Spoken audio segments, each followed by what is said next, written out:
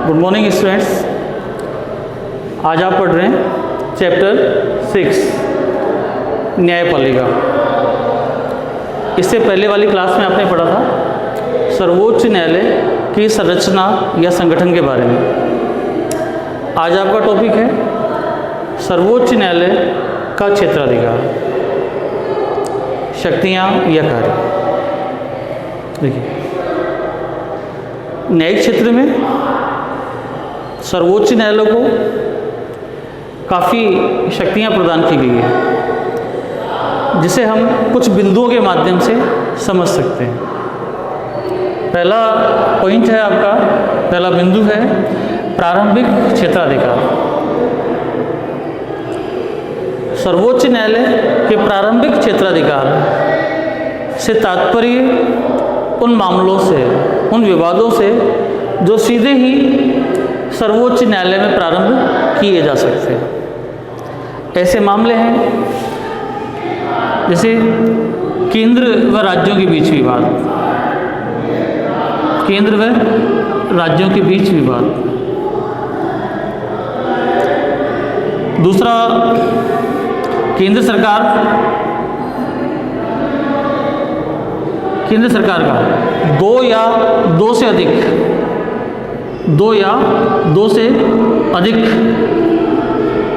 राज्य सरकारों के साथ विवाद। और तीसरा है मूल अधिकारों के हनन से संबंधित मामले।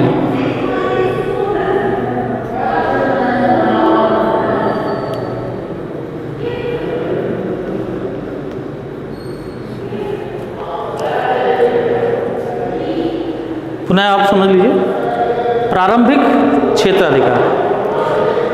प्रारंभिक क्षेत्राधिकार से तात्पर्य ऐसे मामलों से जो सीधे ही कहाँ पर प्रारंभ हो, सर्वोच्च न्यायालय में। प्राय ऐसे मामले ये होते हैं: केंद्र व राज्यों के बीच विवाद, केंद्र सरकार का दो या दो से अधिक राज्यों के बीच विवाद, और मूल अधिकारों के हनन से संबंधित मामले। ये सीधे इस तरह के मामले सर्वोच्च न्यायालय में पेश किए जा सकते हैं। दूसरा है अपीलीय क्षेत्राधिकार।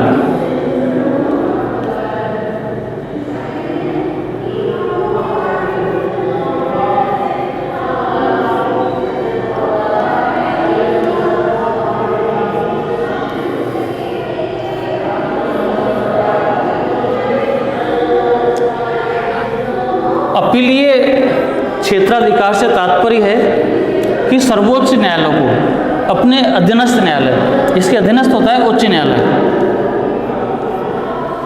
सर्वोच्च न्यायालय को अपने अधीनस्थ न्यायालय अर्थात उच्च न्यायालय के निर्णय के विरुद्ध अपील सुनने का भी अधिकार प्राप्त होता है। प्राय सर्वोच्च न्यायालय 4 तरह की अपीलें सुन सकता है: संवैधानिक मामलों पर, दीवानी मामलों पर, फौजदारी मामलों पर और विशिष्ट।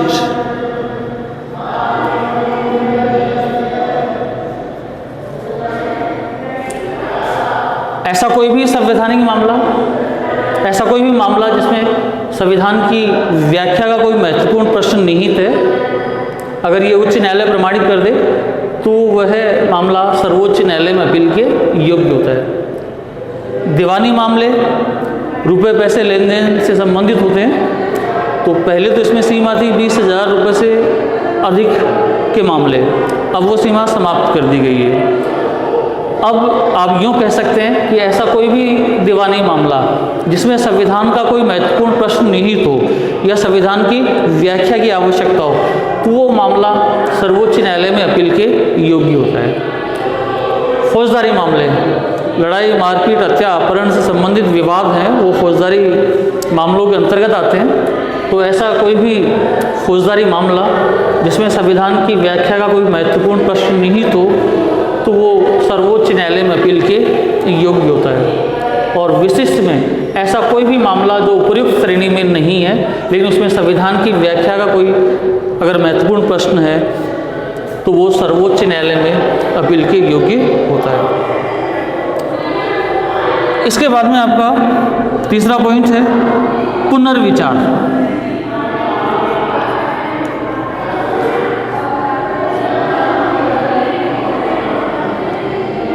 संबंधी क्षेत्राधिकार।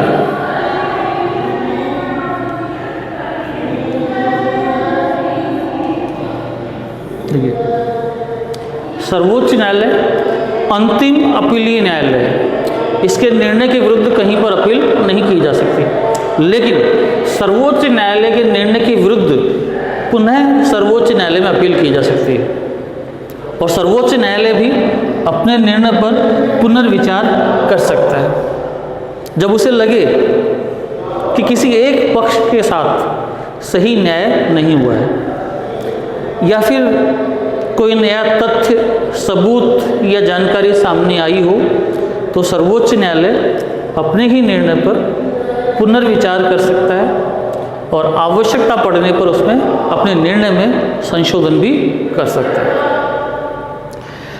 चौथा आपका पॉइंट है परामर्श संबंधी क्षेत्राधिकार।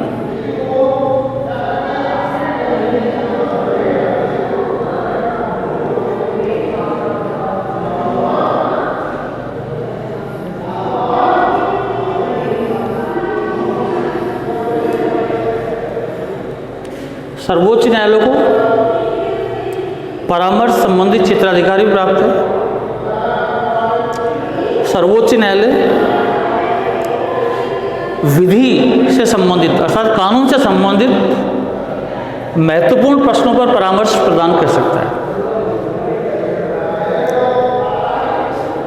लेकिन सर्वोच्च न्यायालय परामर्श राष्ट्रपति को ही प्रदान करता है, राष्ट्रपति के मांगने पर ही प्रदान करता है। इसके अलावा सर्वोच्च न्यायालय परामर्श देने से इनकार भी कर सकता है।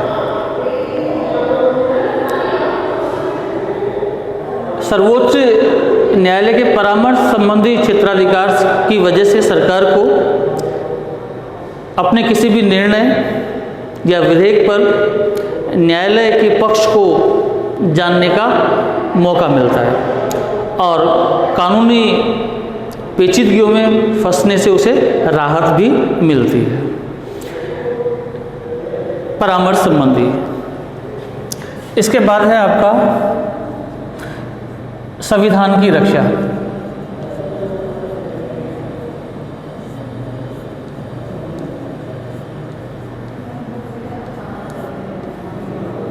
देखिए, भारत में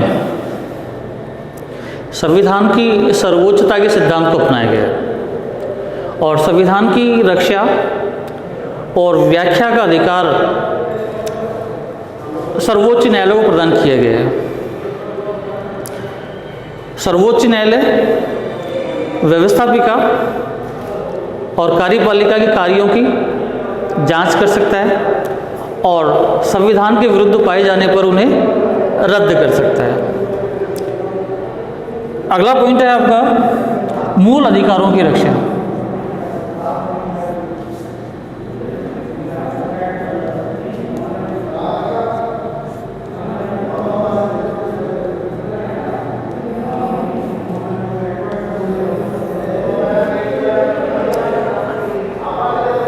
संविधान द्वारा भारतीय नागरिकों को कुछ मूल अधिकार प्रदान किए गए हैं।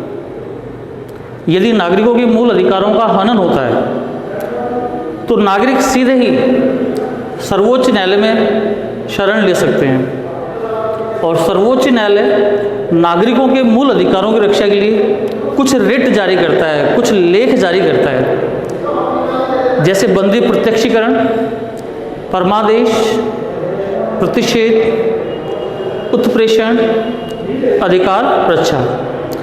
इन लेखों के माध्यम से न्यायालय नागरिकों के मूल अधिकारों की रक्षा करता है। तो बच्चों, ये थे आपके सर्वोच्च न्यायालय के का क्षेत्राधिकार, शक्तियाँ, एक कार्य। धन्यवाद। हो गया सर, स्टॉप यहीं से डबल।